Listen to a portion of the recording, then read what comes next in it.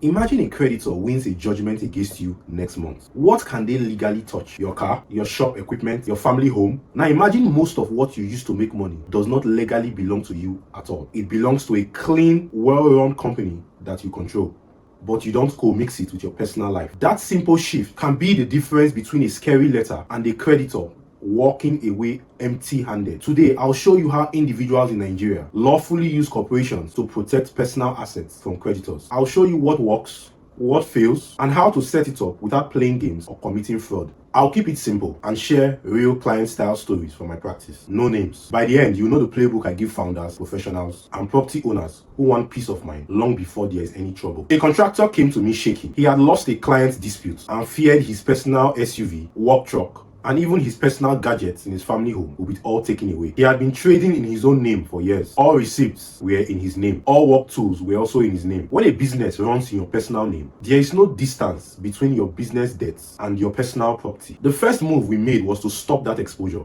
We formed a private company limited by shares. Why? In Nigeria, a registered company is a separate legal entity from its owners. That means the company's property is not your personal property, and your personal properties are not the company's properties, so long as you respect the boundary and you are not using the company to commit fraud. But incorporating is not magic. We had to design how he used it. We created two clean buckets: an operating company that faces customers and signs risky contracts, and an asset company that owns the high-value gear, cars, scaffolding, generators, and the warehouse lease. The asset company leased the equipment to the operating company at a clear market rate. One entity took the daily punches, the other quietly held the crown jewels. Same person behind both, but two separate persons at law. Creditors of the operating company couldn't just grab the properties of the asset company because the paperwork and payments were real. Another client ran a small medical practice. She personally bought expensive diagnostic machines. She bought plenty of them over the years. Every invoice was in her name. When a claim hit her clinic, she panicked, thinking the machines would go with it. We retitled the next equipment purchase into the company's name. As for the other machines, we sold them to the company at a fair value. We documented the price and stamped the transfer. Then the company licensed those machines to the clinic company for a monthly fee. We kept minutes, board resolutions, and proof of payment. Why all the formality? Because formality is what makes the separation real. If it looks fake, a creditor or a judge will treat it as fake. Let me say this clearly. A company is not a hiding place for wrongdoing. If you use a company to cheat, mislead, or move properties to escape creditors at the last minute, courts can look past the company and go for you personally. I have faced this head-on for clients who wanted to shift things after the demand letters have started pouring in. It's a terrible idea. Nigerian courts can pierce through the corporate veil where there is fraud or abuse. Plan early, act cleanly, document everything, and don't wait until you are in trouble to start. So how do you actually set this up? First, choose a proper vehicle. Most people use a private company limited by shares. Some professionals use a limited liability partnership. Use what fits your business model, but don't stay as a business name if you are seeking asset protection. A registered company or a limited liability partnership provides the separate legal personality that you need. Next, move only what makes sense into corporate ownership. Think of 4 categories. Number 1, income producing tools. Your machines, your vehicles, specialist equipment. Buy the next ones directly in the company's name. For existing ones, sell them to the company at a fair price. Don't gift them casually. Use a simple sale agreement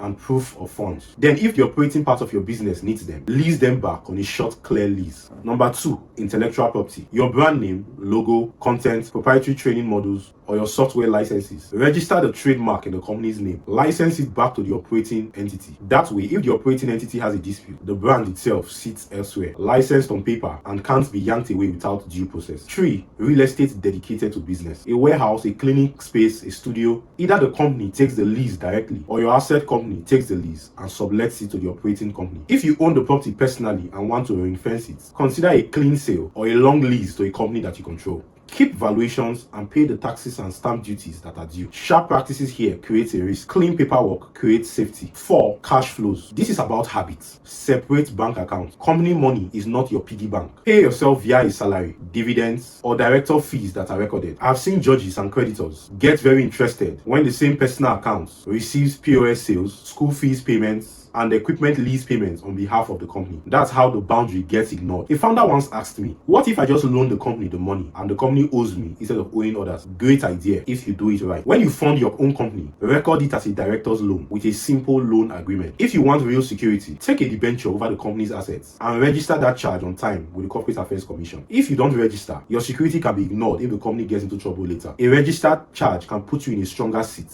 than ordinary creditors. Let me share a story about timing. A retailer client ignored my advice for 2 years, trading in his name, co-mixing funds, no structure. A judgment was delivered against him. That week, he wanted to transfer trucks and inventory into a company he had just registered. We refused. Why? Because late transfers designed to beat creditors can be set aside as fraudulent preferences or transactions as undervalued during insolvency. The law looks at when you became insolvent and what moved you out of reach. If it smells like a last-minute dodge, you will likely lose, and you will look worse to the courts. Asset protection is done when the seas are calm, not when the storm has already blown the roof off. Another professional, an events planner, asked me if getting customers to contract with her company protects her personally. Yes, generally. The company signs invoices and receives payments. If there is a dispute, the company stands in the front. Your personal house, your personal car should be irrelevant unless you blur the lines. Where people get into trouble is personal guarantees. A bank, a landlord, or a vendor may ask you to sign a personal guarantee. If you sign it, you have voluntarily opened the door from the company's debts into your personal pocket. When a guarantee is unavoidable, negotiate caps, time limits, or carve-outs. Don't guarantee everything forever. Let me give you my veil-keeping rules that I insist clients practice. Keep separate bank accounts. No temporary borrowing for the company to pay your cousin's school fees. Put agreements in writing. Leases, licenses, service contracts between your entities. Charge realistic rates and show payments actually happening. Keep minutes and board resolutions for big moves. Buying equipment, taking loans, granting security, or entering leases. Corporate formalities are not a decoration. They are your seat belts. Register charges within the deadline if the company borrows or grants securities. Banks do this as a routine, so copy them. It's your proof that your secured position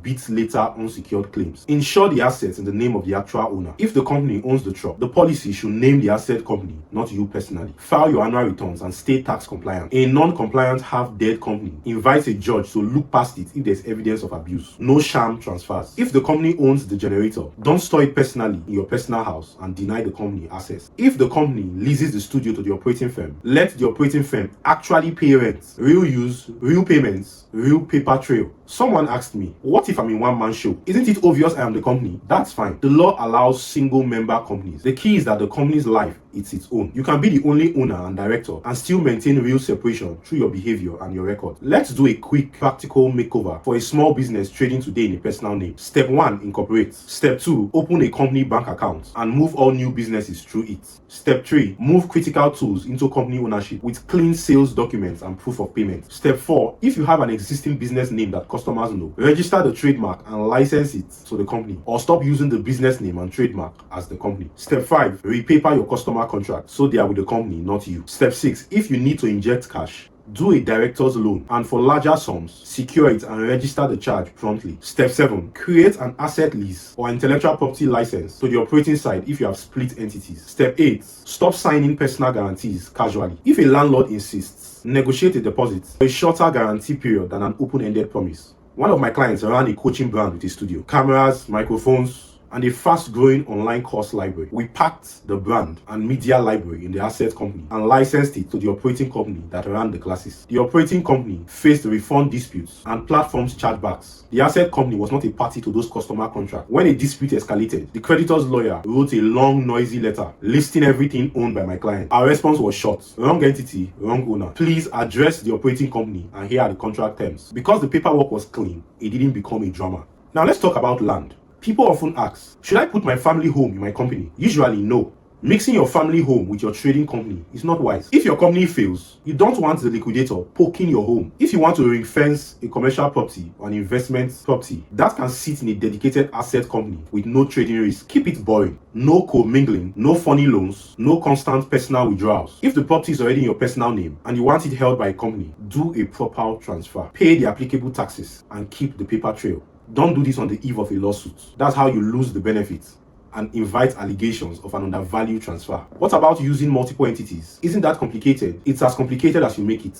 For many people, a simple two-box structure is enough. The asset company holds the gear and the brand. The operation company runs the business. If you go bigger, you can add subsidiaries for different lines. The rules stays the same. Separate cash, separate contracts, separate records. Some of you are wondering, what if the court still comes for me? Courts can go after individuals where there is fraud. sham, or an abuse of the corporate form. If you forged invoices, lied to banks, or transferred assets to defeat creditors after things went sour, don't expect the company to save you. Asset protection is a reward for honesty and discipline, not a trick to dodge obligations. I'll end with a short checklist you can act on this week. Incorporate the right vehicle for your business. If you're already incorporated, review your structure. Do you need a separate asset company? Open and use company bank accounts exclusively for company money. Pay yourself cleanly as a salary or dividend. Title new assets in the company's name. For old assets, transfer with sale documents, board approval, and proof of payment. Put internal agreements in place. Leases for equipment, licenses for brands and content. Keep the rates realistic and pay them. If you lend your company money, document it. And for serious sums, take and register the security within the statutory window. Review all your contracts. Make sure the company, not you, is the contracting party. Push back on personal guarantees or limit them. Stay compliant.